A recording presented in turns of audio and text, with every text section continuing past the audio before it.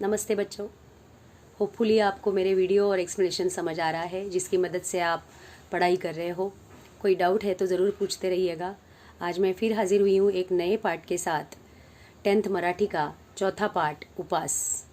लेखक पु ल देशपांडे। पूरा नाम पुरुषोत्तम लक्ष्मण देशपांडे।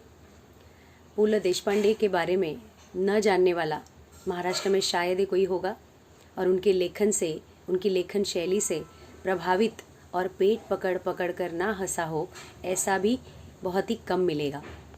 तो ये जो लेखक है वो बड़े ही जाने माने लेखक, नाटककार रह चुके हैं। उन्होंने बहुत सारी किताबें लिखी जिनका परिचय आपको उनके परिचय में मिलेगा ही। ये जो हमारा लेसन है उपास, ये उनके ऐसे ही एक नामचीन बुक बटाट्याची चाळ इस पुस्तक से लिया गया है। इसमें उन्होंने ऐसे ही कई व्यक्ति चित्रण किए हैं जो हूबहू हमारे सामने उस व्यक्ति को खड़े करते हैं। और इस विषय पर आधारित, ऐसे ही व्यक्ति चित्रण पर आधारित एक सीरियल बच्चों बीच में सब टीवी पे आता था, नमूने। तो ये जो बटाट्याची चाळ पुस्तक है, इसमें से लिया हुआ उपास पाठ आज हम पढ़ने जा रहे हैं। इसका जो शुरुआती पैराग्राफ है उसमें लेखक का जानकारी, परिचय दिया हुआ है। कौन सी किताबें, कौन से नाटक उन्होंने लिखे, क्या क्या वो करते थे, जैसे कि नाटककार के साथ साथ प्रवास वर्णनकार, चतुरस्र कलावंत, बहुत बारीकी से निरीक्षण किया करते थे। साहित्य अकादमी के पुरस्कार मिले हुए थे, पद्म भूषण से नवाजा गया था। सारा परिचय आप पढ़ लेना। अब चलते हैं दूसरे पैराग्राफ की तरफ, जहाँ पे उनके इस पाठ के लिए विशेष रूप से एक जानकारी दी है। मध्यमवर्गीय व्यक्तीचं संकल्प व संकल्पपूर्तीत कसे अंतर पडते आणि संकल्प करणाऱ्या व्यक्ती कशा हास्यास्पद ठरतात, याचे मजेदार चित्रण प्रस्तुत लेखात पु ल देशपांडे यांनी केले आहे। बच्चों, जो मध्यम वर्गीय मतलब हमारे जैसे लोग होते हैं, जो निश्चय करते हैं या निर्णय लेते हैं, कोई संकल्प करते हैं, रिजोल्यूशन लेते हैं, उसमें और वो पूरा करने के बीच में जो अंतर होता है, और वो करते करते वो व्यक्ति खुद ही कैसे हास्यास्पद बन जाती है, इसका एक खुद का ही उदाहरण पु ल देशपांडे उपास पाठ के द्वारा दे रहे हैं। तो चलो शुरुआत करते हैं। माझ्या खाजगी उपोषणाची हकीकत चाळीत जाहीर झाली। शुरुआत में ही लेखक ने एक मज़ेदार बात कही है कि मेरा खाजगी उपोषण ये शब्द क्यों इस्तेमाल किया, तो समझ लो खाजगी, निजी। उपोषण तो कभी निजी होता नहीं। उपोषण क्या होता है, वो तो पब्लिक होता है, सार्वजनिक होता है। लेकिन उन्होंने यहाँ पर इसलिए कहा क्योंकि वो बाद में पूरे चौल में फैल गया, इसीलिए सार्वजनिक हो गया। वैसे था तो उपास, लेकिन वो उपोषण में तब्दील हो गया क्योंकि पूरी चौल को पता चल गया, इसीलिए कहा है खाजगी उपोषण। आणि येता जाता ही माझी नाही ती भानगड आहे, उगीच हात दाखवून अवलक्षण आहे, पेललं नाही तेव्हा खाजगी झालं, अशी वाक्ये माझ्या कानावर येऊ लागली। और इसलिए आते जाते उन्हें चाल वालों ने ताने मारना शुरू कर दिया। कोई यूं ही, कोई सीरियसली, कोई कहता नाही ती भानगड़ आहे, मतलब यूं ही मन में लेकर बैठे हैं कोई भी बात, ऐसे। और दूसरा हाथ दाखवून अवलक्षण, मतलब अपने ही हाथ से खुद का अपमान करने की ये बात है। पेललं नाही तेव्हा खाजगी झालं, मतलब जो अभी सहन नहीं हो रहा है वो निजी बना दिया। ऐसे उनको एक एक ताना सुनाई देने लगा। पण मी कोणत्याही टीकेला भीक घालणार नव्हतो। 181 पौंड रात्रंदिवस ते कार्ड माझ्या डोळ्यापुढे नाचत होते। लेखक कहते मैं किसी के भी ताने में आने वाला नहीं था, ना मैं किसी की टीका को ध्यान देने वाला था। भीख घालणार नव्हतो ये वाक्प्रचार है, मुहावरा, मतलब किसी के भी बात पर ध्यान नहीं देने वाले थे। क्योंकि कहते हैं अभी अभी उन्होंने वजन किया था, और वजन कितना आया था बच्चों, 181 पौंड, 181 पौंड।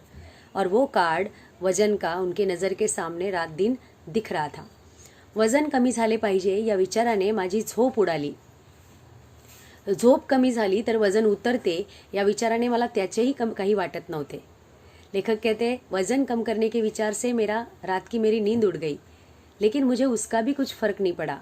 वैसे तो नींद कम हो जाती है तो लोग टेंशन में आ जाते हैं, लेकिन लेखक को कहीं से सुना था कि नींद कम आती है तो वजन कम हो जाता है, तो कहते हैं मुझे उसका भी कुछ लगा नहीं, चलो फायदे में ही होगा। मी पूर्वीसारखा गाढ झोपत नाही यावर धर्मपत्नीचा मात्र अजिबात विश्वास नव्हता। घोरत तर असता रात्रभर, अशासारखी दुरुत्तरे ती मला करत असे। लेकिन लेखक कहते कि मैं पहले जैसा गहरी नींद नहीं सोता हूँ। इस बात पर मेरी धर्मपत्नी का जरा भी विश्वास नहीं था। उल्टा वो क्या कहती, वो भी ताने में शामिल हो जाती। घोरत्तर रस्ता रात्र भर, मतलब रात भर आप खराटे तो लेते रहते, ऐसे प्रकार के उत्तर वो देती थी। 2 महिन्यात 50 पौंड वजन कमी करून दाखवीन तर खरा, अशी भीष्म प्रतिज्ञा करून मी आहारशास्त्रावरच्या पुस्तकात डोके घालू लागलो। लेखक कहते, मैंने अपना काम चालू रखा। 2 महीने में 50 पाउंड वजन कम करके दिखाऊंगा तो ही सच्चा, ऐसे उन्होंने भीष्म प्रतिज्ञा कर ली। बच्चों, भीष्म प्रतिज्ञा ये जो शब्द है, ये महाभारत में भीष्म पितामह के लिए तब से चालू है। मतलब भीष्म पितामह ने एक ऐसा निर्णय, एक ऐसी प्रतिज्ञा की थी जिसे उन्होंने पूरी कर ली, जो कि बहुत कठिन थी। तो तब से ये शब्द आया है कि जो भी कोई कठिन प्रतिज्ञा करेगा और पूरी करेगा उसे भीष्म प्रतिज्ञा कहते हैं। लेखक के लिए भी ये कोई आसान बात नहीं थी, इसलिए उन्होंने भी भीष्म प्रतिज्ञा करके आहार शास्त्र की किताबों में अपना सर खपाना चालू कर दिया। प्रोटीन युक्त पदार्थ, चरबी युक्त द्रव्य वगैरह शब्दांबद्दलची माझी आस्था वाढू लागली। कहते हैं, अचानक से मेरा अपनापन बढ़ने लगा। किससे? 2 शब्दों से। वो थे प्रोटीन युक्त पदार्थ, चरबी युक्त द्रव्य, चरबी बढ़ाने वाले द्रव्य और प्रोटीन वाले पदार्थ। साऱ्या ताटातले पदार्थ मला न दिसता नुसत्या कॅलरीज मला दिसू लागल्या और थाली में मुझे पदार्थों के बजाय कॅलरीज नजर आने लगी। आणि आनंदाची गोष्ट अशी की वजन उतरवण्याच्या शास्त्रात पारंगत झालेले तज्ज्ञ मला रोज डझनवारीने भेटू लागले। और इतना ही नहीं, लेखक कहते, मुझे जो वज़न उतरवाने के, वज़न कम करने के बारे में जानकारी रखने वाले लोग थे, कुशल लोग, पारंगत कुशल, इस शास्त्र में जो कुशल लोग थे वो मुझे दिन भर डझन के नंबर से मिलने लगे। इतकेच काय, परंतु ज्या आमच्या चाळीतल्या लोकांनी माझ्या उपासाची अवहेलना केली होती त्यांनीच मला डाएटचा सल्ला दिला। और इतना ही नहीं, जिन्होंने मेरा अपमान किया था वज़न उतरने के उपास के बारे में सुनकर, उन्होंने मुझे डाइट की सलाह देना शुरू कर दिया। उसमें सबसे पहले नंबर पे थे सोकाजी त्रिलोकेकर। कहते थे, तुला सांगतो मी पंत, डाएट कर, बटाटा सोड, बटाट्याचं नाव काढू नकोस। सोकाजी त्रिलोकेकर कहते, तुम्हें बताता हूँ पंत, डाएट शुरू करो, बटाटा बिल्कुल छोड़ दो और बटाटा का नाम भी मत लेना, पोटॅटो। आलू, हो, म्हणजे कुठं राहता म्हणून विचारलं तर नुसतं चाळीत राहतो म्हणा। हाँ, तो कोई बोलेगा अगर कहाँ रहते हो तो सिर्फ चौल में रहते हो, बटाट्याची चाळ म्हणू नका, वजन वाढेल, खी खी खी खी। जनोबा रेगे या इसमाला काय म्हणावे हे काही कळत नाही, नेहमी तिरके बोलायचे म्हणजे काय। एक और व्यक्ति, अजीब नमूना, जनोबा रेगे, वो इस बात पर मजाक करते हुए बोल पड़े कि हाँ, फिर बोलना मत, कहाँ रहते हो कोई पूछेगा तो सिर्फ बोलना चाळीत राहतो, बटाट्याचं नाव लेना नहीं। क्योंकि बच्चों, मज़ेदार बात यह थी कि हमने पुस्तक का नाम जो पढ़ा था बटाट्याची चाळ, उस जिस चाल में पूल देशपांडे रहते थे इन सब लोगों के साथ, उस चाल का नाम था बटाट्याची चाळ। तो उस पर यह मजाक बना दिया, कहते नाम मत लेना वरना वजन बढ़ जाएगा। तो लेखक कहते हैं, इस आदमी को क्या बोले, ये तो ऐसे ही हमेशा टेढ़ा बोलते थे। पण सोकाजींनी त्याला परस्पर जामून टाकले, पर सोकाजीने उसे रोक लिया। ए इडियट, सगळ्याच गोष्टीत जोक काय मारतोस नेहमी, मी सांगतो तुला पंत, तू बटाटा सोड। सोकाजी ने लेकिन बीच में रोक दिया और कहा, ए इडियट, हर चीज़ में जोक क्या मारते हो, पंत आप बटाटा छोड़ दो। मी काय काय सोडले असता माझे वजन घटेल याची यादी बटाट्यापासून सुरू झाली। क्या क्या छोड़ने पर मेरा वजन घटेगा, इस बात का लिस्ट बटाटा से शुरू हुआ। बटाट्याचं ठीक आहे, पण पंत आधी भात सोडा। किसी ने सलाह दी, बटाटा ठीक आहे पर पहले चावल खाना छोड़ दो। भाताने थोडंच लठ्ठ व्हायला होतं, आमच्या कोकणात सगळे भात खातात, कुठे आहेत लठ्ठ, तुम्ही डाळ सोडा, काशीनाथ नाडकर्णी। जब किसी ने बोला चावल छोड़ दो, उस पर काशीनाथ नाडकर्णी करके व्यक्ति ने कहा कि हमारे चावल से थोड़ी ना कोई मोटा होता है, हमारे कोकण में तो सभी चावल खाते हैं, कहाँ है कोई लट्ठ, कहाँ है कोई मोटा, आप दाल छोड़ दो। काशीनाथ नाडकर्णी ने दाल छोड़ने को कहा। किसी ने कहा मुख्य म्हणजे साखर सोडा, शक्कर छोड़ दो। मी सांगू का, मीठ सोडा। किसी ने नमक छोड़ने को कहा। लोणी, तूप सोडा। एका आठवड्यात 10 पाउंड वजन घटलं नाही तर नाव बदलीन, आमच्या हेड क्लार्कच्या वाईफचं घटलं। किसी ने कहा घी और मक्खन छोड़ दो, 1 हफ्ते में 10 पाउंड वजन कम नहीं होगा तो नाम बदल दूंगा। और ये कॉन्फिडेंस दिखाने वाले अपने कॉन्फिडेंस से नहीं कह रहे, किसी और का उदाहरण देकर कहते हैं, क्योंकि उनके हेड क्लार्क के वाइफ का इस तरह से घटा था वजन। तेल आणि तळलेले पदार्थ आधी सोडा, बाबू काका। बाबू काका कहने लगे, तेल और तले हुए पदार्थ छोड़ दो, दिवसा झोपणं सोडा, खरं म्हणजे पत्ते खेळायचं सोडा। उन्होंने कहा, दिन में सोना छोड़ दो। किसी ने कहा दिन में पत्ते भी मत खेलो, बसून बसून वजन वाढतं, बैठ बैठ के वजन बढ़ जाता है। मी मात्र या सर्व जणांचे ऐकून मनाचे करायचे ठरवले होते। लेखक कहते, मैंने लेकिन तय किया था, सुनना सबकी है, करनी मन की है, क्योंकि मराठी में कहावत है, ऐकावे जनाचे करावे मनाचे। पहिला उपाय म्हणून मी आहार परिवर्तन सुरू केले। लेखक कहते, पहला उपाय मैंने आहार परिवर्तन शुरू कर दिया, मतलब आहार में बदल। आगे, साखरेत सर्वात जास्त कॅलरीज असतात म्हणून प्रथम बिन साखरेचा चहा सुरू केला। लेखक कहते, शक्कर में बहुत कैलोरीज होते हैं, इसलिए सबसे पहले बिन शक्कर की चाय शुरू की। पहिल्या दिवशी विशेष फरकही वाटला नाही। पहले दिन ज़्यादा फर्क भी महसूस नहीं हुआ। घरात साखरबंदी जाहीर केली। कुटुंबाला सारी दिवाळी तिखटा मिठावर उरकायची सख्त ताकीद दिली। घर में शक्कर की बंदी मतलब शक्कर बंद करवा दी। और फैमिली कुटुंब पत्नी को कहा कि आने वाली दिवाली भी पूरी तीखे और नमकीन बना दो, तीखे और नमक के बना दो, मीठा बिल्कुल इस्तेमाल नहीं होगा। मुलांसाठी म्हणून काय थोडं गोडाधोडाचं करायचं ते कर, एवढी सवलत ठेवली। सिर्फ बच्चों के लिए जो मीठा कुछ बनाना है बस उतना ही करो, इतनी सहूलियत, इतनी छूट रखी। पहिल्या दिवशीच मला फरक जाणवायला लागला। देखिए मजाक।